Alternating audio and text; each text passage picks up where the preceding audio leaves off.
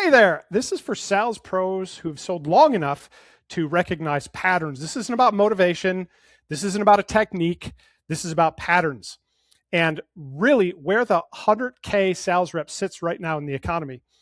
Back in 2008, Warren Buffett, pretty smart dude, he said what was happening and described it as a negative feedback cycle and a negative feedback loop.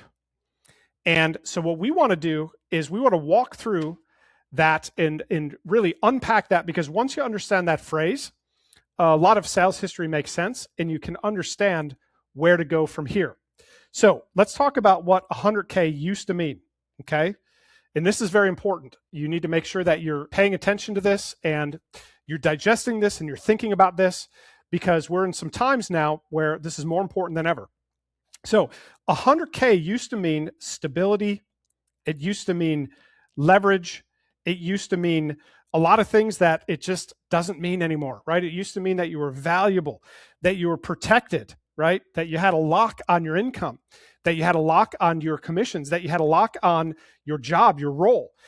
And this is what it looks like before the negative feedback spiral starts, right?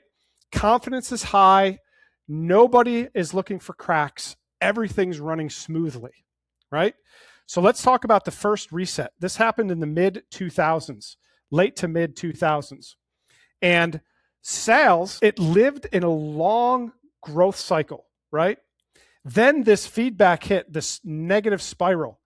It just whacked into it and it caused contraction. It caused fear, right? So things that were easy before were starting to not get so easy. Things were starting to get a little bit harder. Things were starting to take a little bit longer. And Buffett said that fear caused contraction.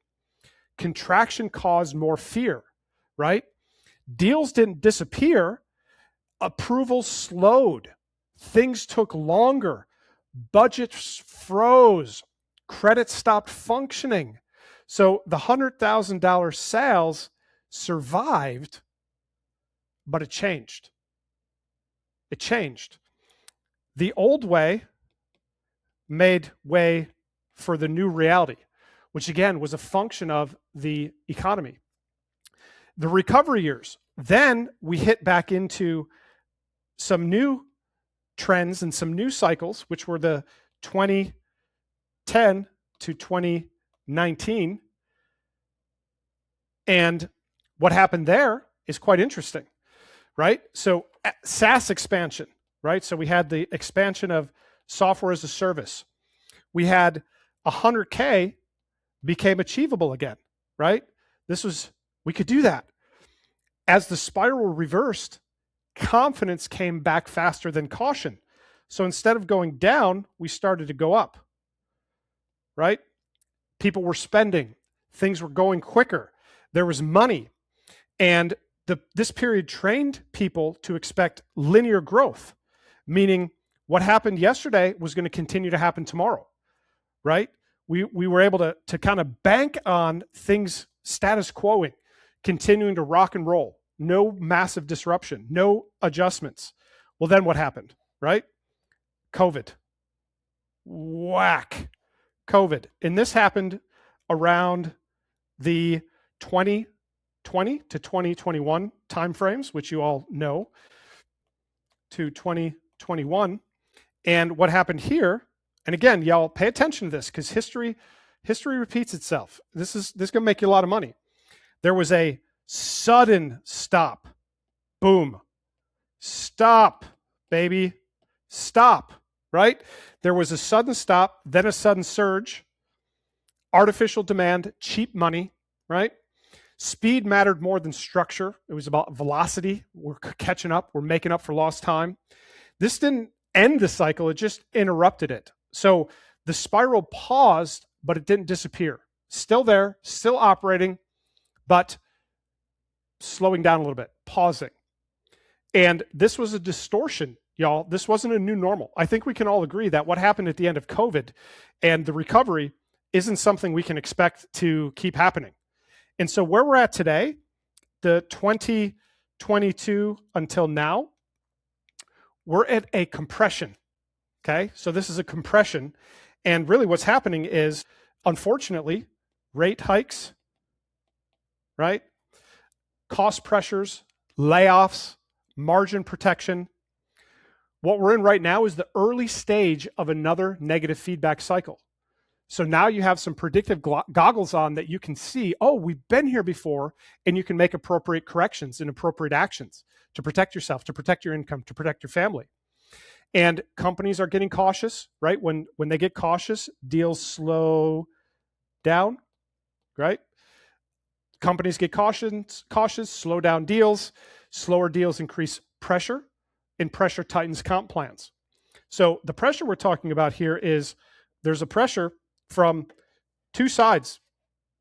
Unfortunately, we're stuck in the middle. So we have pressure from the companies that we're serving, and then we have pressure from the companies that pay us, right? They want to pay less commissions because things are taking longer.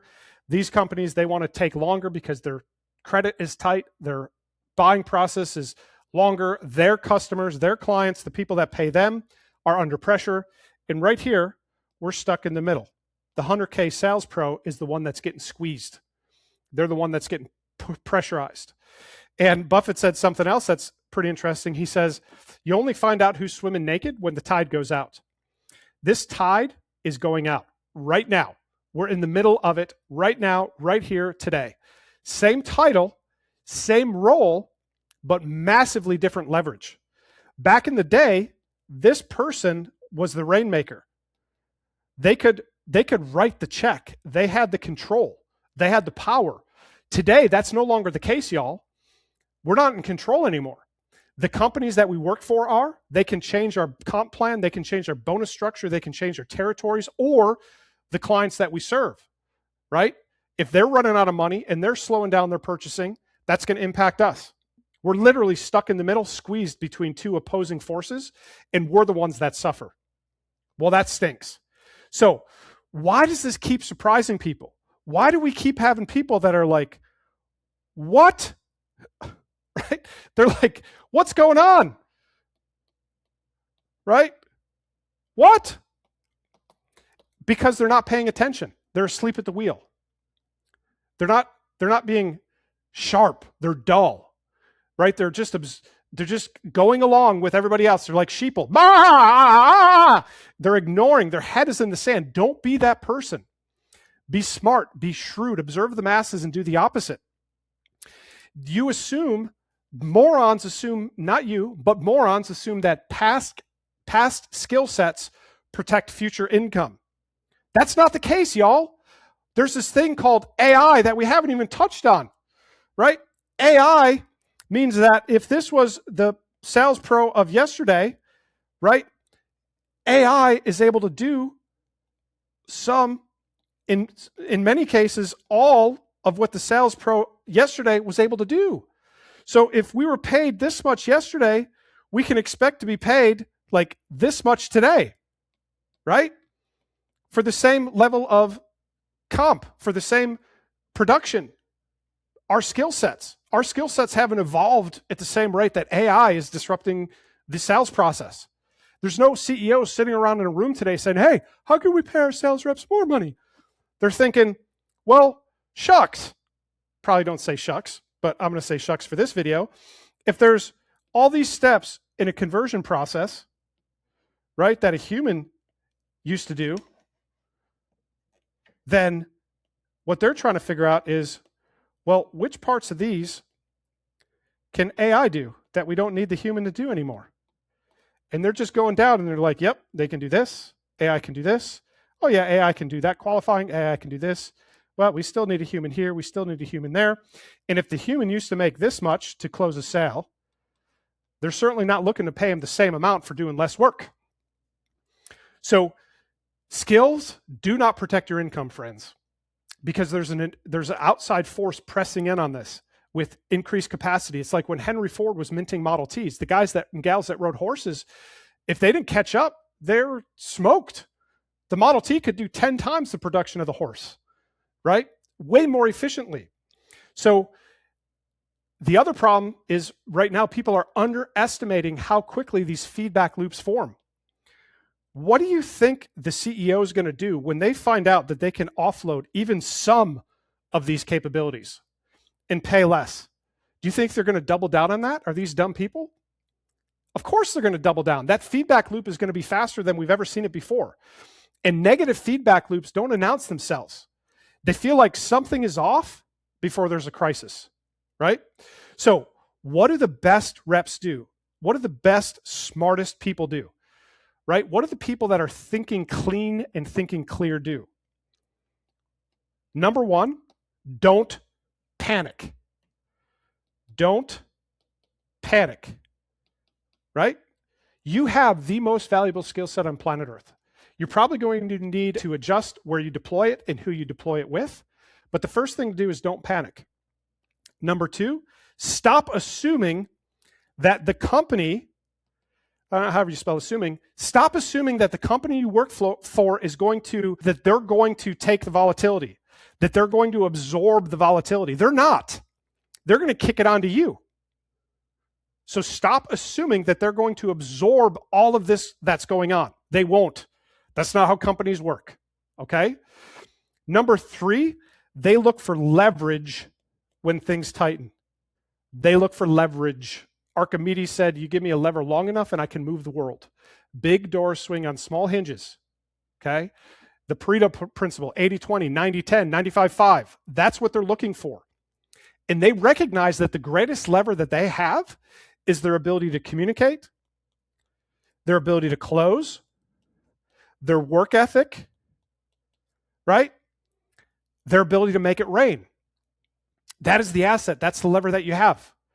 You just need to deploy it differently. And then the fourth thing is they cross-reference the AI sales revolution and demarketization videos that we have in our free school community. We have over 6,000 closers. We're showing them how to walk through this transition, not alone, not under fear and under overwhelm and under anxiety. So I want to show you exactly what changes inside of a negative feedback spiral and why some people come out stronger every single time. And that's what we're going to cover next. God bless.